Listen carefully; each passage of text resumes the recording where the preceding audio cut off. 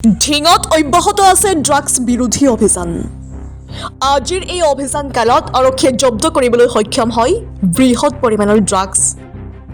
টুকটুকিৰ নেৱাজ আলীৰ পুত্ৰ ছফিকুল ইছলামৰ ঘৰত অভিযান চলাই দুজনক গ্ৰেপ্তাৰ কৰাৰ লগতে আৰক্ষীয়ে জব্দ কৰি ড্ৰাগছ ভৰ্তি 20টা কণ্টেইনাৰৰ লগতে AS02 AQ 7241 নম্বৰৰ TVS বাইকখন।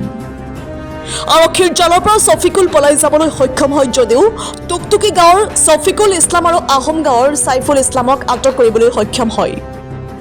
কুখ্যাত ড্ৰাগছ সৰবৰাহকাৰীটোৱে দীৰ্ঘদিন ধৰি টুকটুকি কটগুৰি অঞ্চলত চলাই আহিছে ড্ৰাগছৰ ৰমৰমীয়া ব্যৱসায়ী। বৰ্তমান অধিক তথ্যৰ বাবে আহোম গাঁও আৰক্ষীয়ে জেৰা অব্যাহত ৰাখিছে। নগাঁৱৰ পৰা ৰাজমণি দাসৰ ৰিপৰ্ট, ডিজিটেল আসাম লাইভ। সাইফুলের বাড়িতে গেছি আমরা। হ্যাঁ সাইফুল মাল পাইছে কি পাইছে? মাল পাইছে গে রে কি মাল? একটা হিরোইন কেইটা মাল পাইছে? 20টা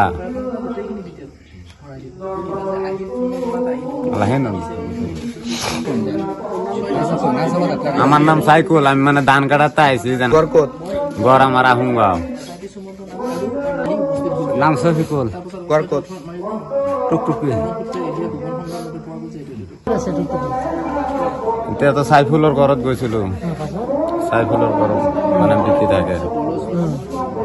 আমি তো না জানো, আমি ধান কাটার পর আইছো, মোৰ লগৰীয়াটা আহিছে, লগৰীয়াক মানে গৈছিল আনিব কাৰণে, তেতিয়া আনিবলৈ গৈ মই মানে ফাঁচি গৈছো।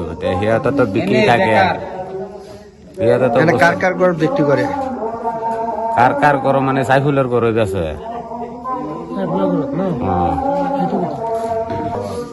আমি জানি না, লয়ে গেছি দাদা, আমি ধান কাটাতে আইছি, সারাদিন ধান কাটছি, ফরা ধান কষ্ট করে আইছি, ফেল লাগে আইছি। আমি এটা জানি না কেলা বেছে না বেছে। আমি সরল মানুষ, আইসুন আমার তো হ্যান্ডকাপ জ্যানকাপ করছেন, একটা থানার নামও না, আমি খুব সরল মানুষ।